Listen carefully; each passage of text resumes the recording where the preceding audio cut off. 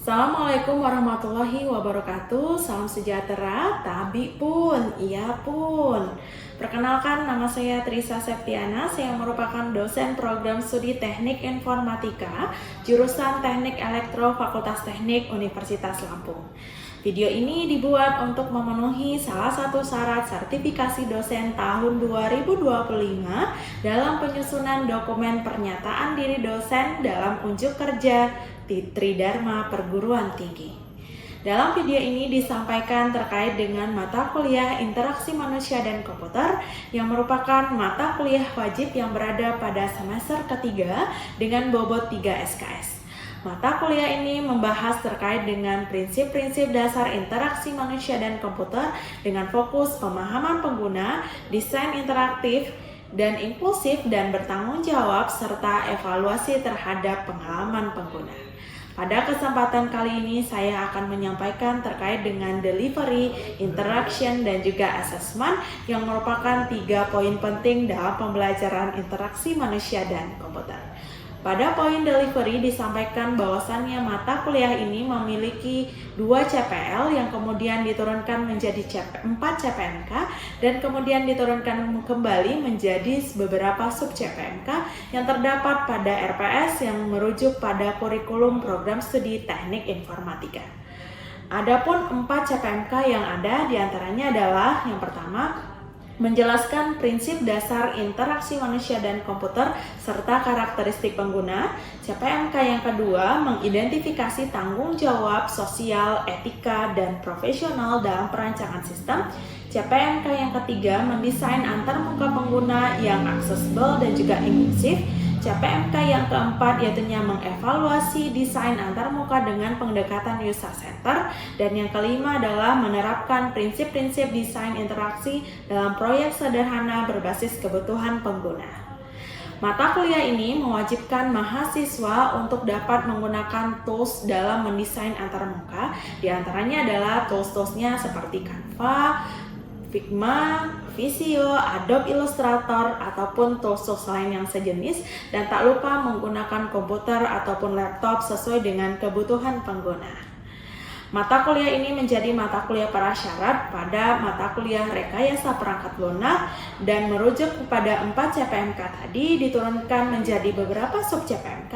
Di antaranya adalah menjelaskan prinsip desain dari dasar dari interaksi manusia dan komputer, mengidentifikasi faktor manusia dan komputer dalam interaksi komputer, mendesain antarmuka pengguna yang aksesibel dan juga inklusif, diantaranya adalah ragam dialog dan rancangan tampilan sederhana, kemudian mengidentifikasi tanggung jawab sosial, etika, dan profesional dalam perancangan sistem.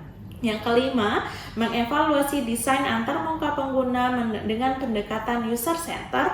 Yang keenam adalah menerapkan prinsip-prinsip desain interaksi dalam proyek berbasis kebutuhan pengguna. Dan yang terakhir adalah pengembangan prototipe aplikasi berbasis website ataupun aplikasi berbasis mobile. Referensi yang digunakan yaitu Human Computer Interaction dengan penulis Alex Dean. Yang kedua adalah Interaksi Manusia dan Komputer penulis dari Santoso. Dan yang ketiga adalah Designing User Interface karya dari Dario Kalonacci. Dan yang terakhir adalah Handbook of Usability Testing karya dari Jeff Rubin. Di antara referensi utama tadi dan juga ada juga referensi pendukung yang merupakan studi kasus yang diambil dari hasil penelitian dan pengabdian tim dosen interaksi manusia dan komputer. Pada poin interaksi manusia dan komputer di poin interaction disampaikan bahwasannya mata kuliah ini menggunakan metode project based learning, case based learning, dan juga small discussion group dengan serta menggunakan LMS yaitu Fiklas Universitas Lampung.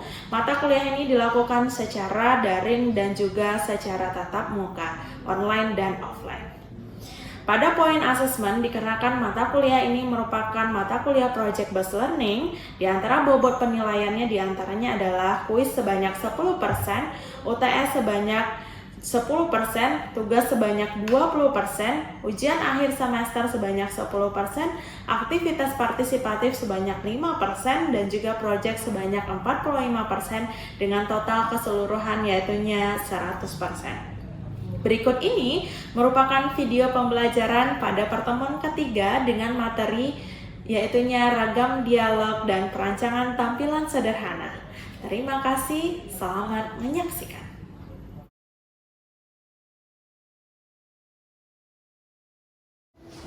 Assalamualaikum warahmatullahi wabarakatuh. Waalaikumsalam warahmatullahi wabarakatuh.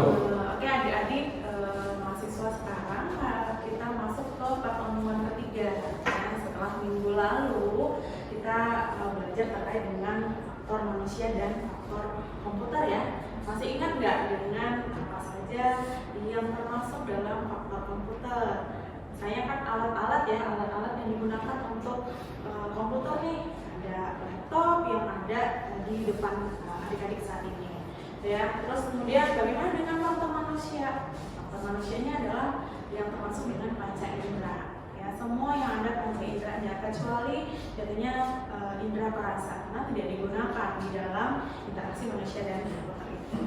Nah, kali ini kita masuk ke pertemuan ketiga. Artinya di pertemuan ketiga sudah naik level dari mulai mengenal apa saja perangkat yang ada di komputer, terus kemudian apa interaksi yang dirasakan oleh manusia. Nah, kita masuk beranjak ke ragam dialog dan juga rancangan atau muka sederhana. Artinya ini sudah naik level. Levelnya adalah kita membuat bagaimana user interface itu menarik atau setidaknya mudah dipahami oleh si penggunanya. Nah, kalau kita lihat nih di sini, kalau kemarin dia membentuk CPL nomor 5 seperti yang Ibu sampaikan di pertemuan pertama ya di kontrak perkuliahan. Nah, ini juga masuk ke CPL yang kelima. Di mana di CPL kelima ini ada yang mampu nih dalam kategori ada nih kuncinya mampu mendesain. Ya. Seperti tadi disampaikan interaksi manusia dan komputer, goalsnya adalah atau tujuannya adalah kita mampu membuat user interface. Artinya dia masuk ke capaian pembelajarannya adalah menguasai konsep teoritis bidang pengetahuan ilmu komputer yang mampu mendesain dan mensimulasikan.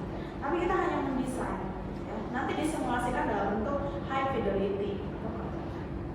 Nah, apa turunan dari CPL ini? Ternyata CPL ini juga turunannya adalah CPNK di nomor 3. Seperti yang disampaikan ada 4 CPNK-nya. Ya. Salah satunya itu dikandung dalam materi di pertemuan ketiga ini. Di mana di sini ada mendesain antarmuka pengguna yang aksesibel dan impulsif. Nah, ini juga ada di kurikula yang ada di Apiko. Nah, sesuai dengan tujuannya tadi mendesain, kenapa sih hari ini kita mau melakukan atau membahas terkait dengan ragam dialog? Tujuannya adalah menjelaskan ragam dialog dalam perancangan atau perancangan aplikasi membuat perancangan user interface. GUI-nya itu seperti apa? Ya. Terus kemudian membuat rancangan antarmuka yang sederhana. Karena apa? Karena ini di semester 3. Jadi Anda tidak perlu untuk mendesain yang sudah levelnya sudah tinggi, karena kita masih turunan dari mata kuliah rekayasa perangkat lunak. Mulai dari mendesain apa saja yang digunakan, diagram yang digunakan, alurnya, user flow-nya, kemudian kita buat nih dalam bentuk mockup sederhana. Nah, itu goals dari mata kuliah ini atau sub materinya ini. Nah, kita masuk ke materi pertama atau sebelum kita masuk apa sih sebenarnya, terus kenapa sih ada ragam dialog. Nah, kita lihat pengertiannya dulu. Apa sebenarnya ragam dialog? Kalau kita lihat nih ragam dialog, artinya adalah kita berkomunikasi. Adanya komunikasi antara manusia dengan manusia. Kalau itu manusia, gitu. Nah, bagaimana dengan komputer? Artinya ada komunikasi antara manusia si pengguna dengan si komputernya. Ya, benda mati. Gimana caranya kita mampu berkomunikasi dengan benda mati, tapi mampu menghasilkan informasi sesuai dengan artinya komputer, gitu ya. Menghitung, menghasilkan, menganalisis, atau kemudian menginput, terus kemudian memproses apa yang diinginkan oleh si user. Nah, itu termasuk dalam pengertian apa itu dialog dalam antarmuka. Ya, sesuai dengan namanya, dialog adalah cara sistem atau pengguna saling berinteraksi atau saling berkomunikasi. Contohnya nih, misalnya nih adik-adik mengklik sesuatu atau mengklik tombol power yang ada di laptopnya, ini muncul interaksinya adalah muncul manipulasi langsungnya atau feedbacknya adalah muncul nih OS-nya keluar.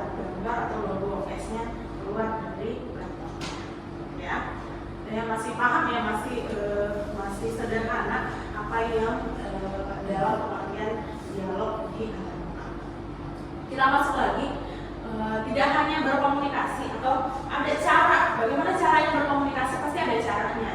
Nah, caranya adalah ada beberapa tipe atau jenis dari ragam dialog ini. Kalau kita lihat nih, ada form fill in, terus ada menu selection, ada command language, terus kemudian ada natural language, ada direct manipulation, dan ada query dialog. Sebenarnya ini istilah-istilah ini sudah pernah digunakan atau sudah pernah ada di mata kuliah sebelumnya. Maka mungkin sudah disinggung sedikit di rekayasa perangkat lunak, ya.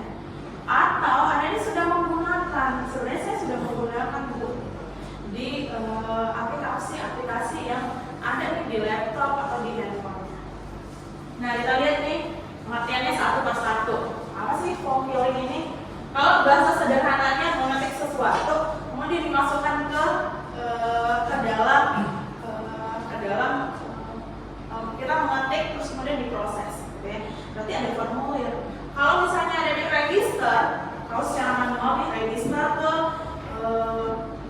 puskesmas gitu ya, menulis terus kemudian diisi. Nah, bedanya adalah ini di sistem, berarti kita mengetik sesuatu. Nah, di sini adalah pengisian formulir pada laman login. Apa contohnya kalau di laman login itu ada apa?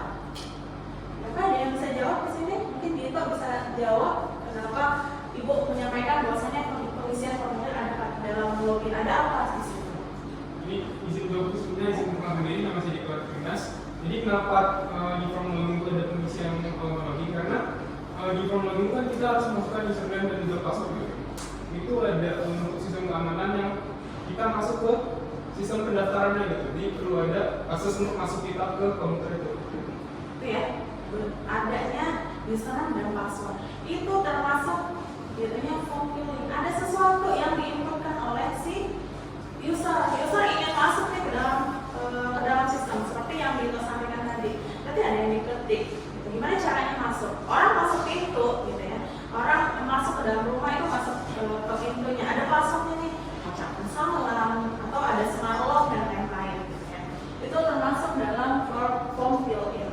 Nah, bagaimana dengan menu selection? Biasanya di website yang kita lihat tuh ada di atasnya ya, menu ya, menu, terus kemudian ada di sampingnya sidebar dan lain-lain. Itu biasanya disebut dengan menu selection. Menu drop down itu seperti apa? Ada yang tahu di sini menu drop down? Ketika misalnya nih ngeklik unila.ac.id, ketika kita ada home, ada terus kemudian ada tentang Unila, ketika ditarik nih, terus kemudian ada pimpinan Unila dan lain-lain. Menu drop down itu di mana? Oke, apa? Izin Bu, kalau sendiri kenalkan nama saya apa? Mungkin kalau di Fiklas Unila sendiri ya Bu. Nah itu kan di navbar kita ada fakultas. Di fakultas itu ada drop down ya, fakultas teknik, fakultas keguruan, fakultas ilmu pengetahuan dan alam ilmu FIPA. Nah itu salah satu contoh dari menu drop down yang termasuk dalam menu seleksi. Benar ya, apa yang disampaikan ya. Semua setuju dengan apa yang disampaikan sama Dito dan juga Arfan ya, bahwasannya itu adalah contoh-contoh dari dua ragam dialog. Ada lagi nih natural language, ada direct manipulation, ada query language. Kalau di sini command language itu adalah perintah dalam mengetikkan teks ya, yang dengan sintaks perintah. Contohnya apa? Ada menggunakan Visual Studio ya, menggunakan laman editor, inisiasi, terus kemudian memanggil fungsi, itu termasuk dalam biasanya ada di dalam kecerdasan buatan yang juga dipelajari, tapi ini berbeda. Kalau kecerdasan buatan itu lebih menjurus, ngapain sih natural language tersebut, bagaimana prosesnya. Nah kalau di sini ada salah satu caranya atau ada sistem virtual yang biasanya digunakan oleh aplikasi ya, ketika dia membutuhkan helpdesk, bisa chatbot ini digunakan ya. Terus kemudian ada direct manipulation ketika melakukan aksi ya, drag, terus kemudian klik, zoom out, zoom in, itu termasuk dalam direct manipulation. Nah terakhir adalah query ini. Nah query ini biasanya erat kaitannya adalah kalau di situ erat kaitannya dengan database dan lain-lain gitu ya, untuk membuat tabel, membuat kolom, membuat atribut, entitas, dan lain-lain itu termasuk dalam program dialog tersebut. Nah, dari sini kita lihat nih, gak cuma aplikasi yang berbasis website, mobile, tapi bahasa pemrograman juga menggunakan program dialog. Sampai di sini ada yang mau ditanyakan mungkin? Oke. Lainnya sebenarnya pengamatan harus saya memahami. Ya kan tadi seperti yang Ibu bilang mungkin natural language itu kan dia seperti itu menggunakan bahasa alami. Nah itu kenapa dibilang ChatGPT itu dibilang sebagai natural language gitu? Karena kan dia itu sebuah AI, sebuah komputer gitu. Kenapa sebenarnya chatbot ada banyak ya AI tools, salah satunya yang disampaikan oleh rekan tadi adalah ChatGPT. Kenapa sih ChatGPT itu dikatakan sebagai masuk ke dalam natural language?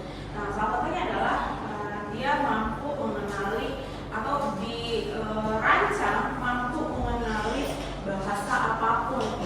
Ketika misalnya kita mengklik sesuatu gitu ya, dia ada proses di dalamnya, ya, ada proses dia mampu mengenali bahasa apapun gitu, bahkan dia mampu mengenali bahasa pemrograman, bahkan dikasih di bahasa pemrogramannya.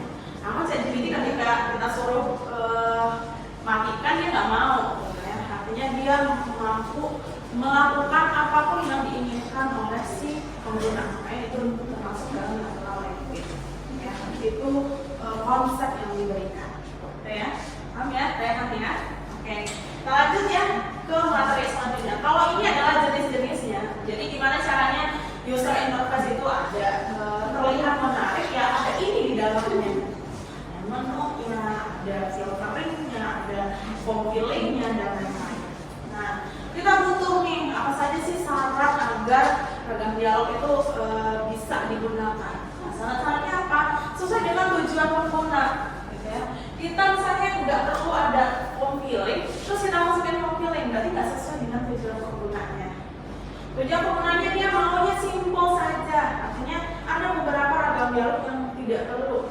Contohnya adalah command line gitu ya. Command line nggak perlu nih ada di website, dia hanya ada untuk editor saja. Terus kemudian ada konteks penggunaan ya, dia tujuannya untuk apa? Untuk misalnya untuk mengisi formulir dan lain-lain. Terus yang terakhir adalah kemampuan pengguna. Ada kalanya tidak semua orang mampu menggunakan teknologi. Jadi dipastikan dulu sebelum anak gitu ya, kita masukin nih warna-warna yang monokrom gitu ya, hitam, putih gitu ya, kan nggak cocok ya. Tapi kita gunakan warna-warna yang cerah. Artinya itu konsisten gitu. Konsisten penggunaan fontnya, konsisten penggunaan apapun yang ada di dalam tampilan tersebut. Terus kemudian fungsi-fungsi setiap tombolnya, fungsi-fungsi setiap tata letaknya itu kelihatan lebih jelas. Artinya ketika user melihat pertama kali, dia sudah tahu nih informasi apa yang diberikan oleh si halaman tersebut atau aplikasi tersebut. Nah, terakhir nih, ini yang kadang-kadang kita bingung ya, simple itu seperti apa? Harus minimal atau tidak banyak mengandung informasi. Karena tekstual itu orang akan bingung, ini sebenarnya tidak menarik gitu, karena terlalu banyak tekstualnya, bahkan gambarnya, ikonnya tuh ditulis dalam bentuk tekstual. Itu harus nggak ada ininya, nggak ada identitasnya. Tiba-tiba nih orang tuh bingung, ini apa ya? Gitu. Ya, yang paling penting itu adalah adanya identitas terhadap aplikasi tersebut. Berikut ini adalah contoh-contoh yang bisa adik-adik lihat ya, contoh-contohnya. Dan sudah ibu bagikan ya, dan sudah ada di kelasnya. Kalian tinggal download ya, sudah download semua ya. Ketika akan masuk ke pertemuan, adik harus mendownload materi yang sudah disajikan di dalam kelas. Nah, dua ini adalah perbandingan dari contoh antar tempat yang berbeda. Yang satu yang paling atas itu adalah yang digunakan untuk e-commerce. Nah, berbeda nih yang paling bawah itu adalah yang digunakan untuk akademisi. Artinya itu sangat berbeda ya. Yang satu full dengan gambar, yang satu adalah simple, tidak perlu neko-neko. Artinya dia cukup mengklik sesuatu. Tapi kalau yang di atas kita harus lihat nih loginnya yang mana ya. Terus kemudian harus mendaftarnya kemana ya. Itu perbedaannya. Nah, kita lihat lagi nih di di contoh selanjutnya yang di atas ini, digital nih, kalau dilihat dari namanya itu adalah jurnal, ya. Berbeda nih dengan yang di bawah itu adalah website untuk akademisi. Kadangkala kita lihat nih website yang ada di pemerintahan itu kan semuanya bentuknya default ya, artinya ada multimedia, terus kemudian ada banyak informasi. Artinya biasanya digunakan pemerintah ataupun akademisi itu menggunakan template-template yang default, jadi tidak terlalu ramai atau warna-warnanya adalah lebih warna kalem. Ya, itu adalah contoh-contoh dari ragam dialog. Nah, sebelum adik-adik melakukan ya atau mengerjakan dari nanti ada kuis, ada tugas sederhana, nah, ada tips dan triknya untuk membuat atau mendesain interface tersebut. Yang pertama adalah jangan gunakanlah kontras warna-warna yang baik. Artinya jangan sampai nanti bertabrakan. Ada beberapa nama di dalam kelasnya itu ada materi lagi tuh, ada satu materi lagi yang bisa ada lihat, ada modul di sana. Di dalam modul itu ada tuh warna-warna apa yang tidak boleh bertabrakan atau boleh digunakan dalam satu frame yang sama atau dalam satu laman yang sama. Terus kemudian jangan terlalu banyak teks. Orang akan sedikit bosan ketika terlalu banyak teks. Jadi usahakanlah muncul adalah gambar atau multimedia, video atau bahkan suara. Nah ya lihat ada blog, terus kemudian ada suaranya. Agar apa? Blog itu kan kata-kata banyaknya, tapi kalau misalnya dengan menggunakan suara, artinya cukup lumayan membuat pembacanya tidak terlalu bosan. Terus kemudian ukuran tombol itu sesuai dengan jari, apalagi nanti akan digunakan di dalam touchscreen ya. Ketika usahakan tidak lebih besar gitu, ya. Usahakan menyesuaikan dengan penggunanya. Terus kemudian ada umpan balik ketika sesuatu, misalnya ketika tombol ada feedbacknya. Jadi feedbacknya langsung sesuai dengan tadi jenisnya adalah direct manipulation. Jadi feedbacknya langsung, feedback saat aksi dilakukan. Ya. Nah, selesai nih untuk materi hari ini, tapi ada tugasnya. Sesuai dengan apa yang Ibu sampaikan tadi, ada tugas nih buat adik-adik yang nantinya akan dikumpulkan minggu depan. Ya, tugasnya sederhana saja. Artinya adik-adik ingin membuat desain tampilan login, ya, karena kita sudah menggunakan LMS ya, jadi bisa menjadikan referensi. Nah, tapi tidak untuk melakukan plagiasi ya terhadap LMS yang ada. Jadi usahakan sesuai dengan apa yang muncul idenya. Jadi, saya ingin inovasi yang baru untuk melakukan login pada aplikasi e-learning. Nah, di sini boleh menggunakan tools apapun, ya. Bebas digunakan, ada Figma, ada Basecamp, bahkan ada Canva, ya. Boleh dengan PowerPoint. Yang Ibu inginkan adalah ada mengumpulkan dengan yang low fidelity, ya, sesuai dengan kita tidak perlu high fidelity. High fidelity itu adalah bentuk prototype, tidak, karena belum termasuk dalam tujuan pembelajaran pada hari ini. Ya.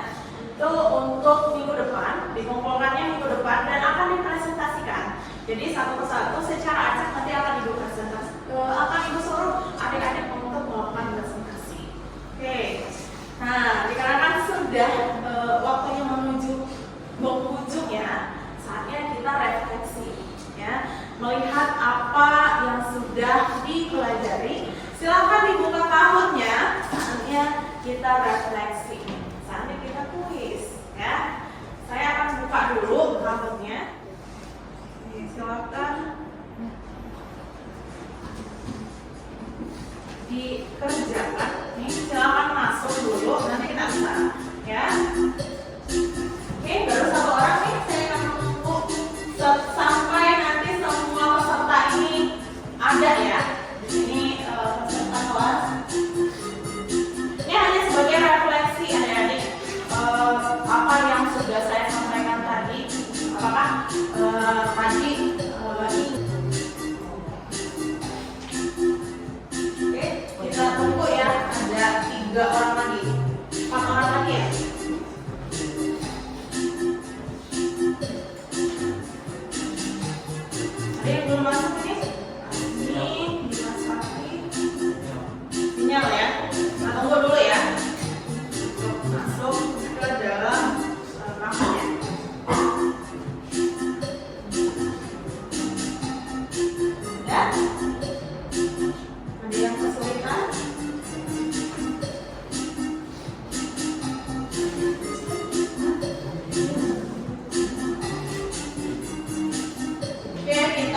mulai ya.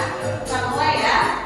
Oke, silakan dikerjakan. Soalnya hanya 5 saja, 3 sampai 5 ya. Jadi silakan adik-adik mengerjakan. Waktunya hanya 2 mainan tadi. Apakah tadi ingat dengan apakah masuk dalam slide dialog ya? Benar berbangsa.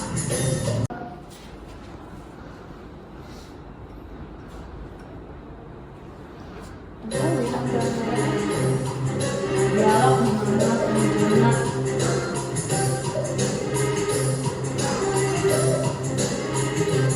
Oke, ayo tinggal 9 detik lagi.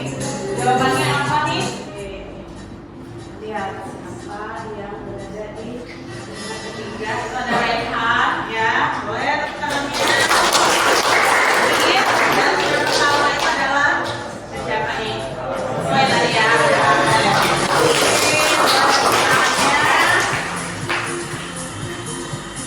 Artinya apa yang adik-adik sampaikan tadi, apa yang saya sampaikan tadi, berarti adik-adik mampu menyerap.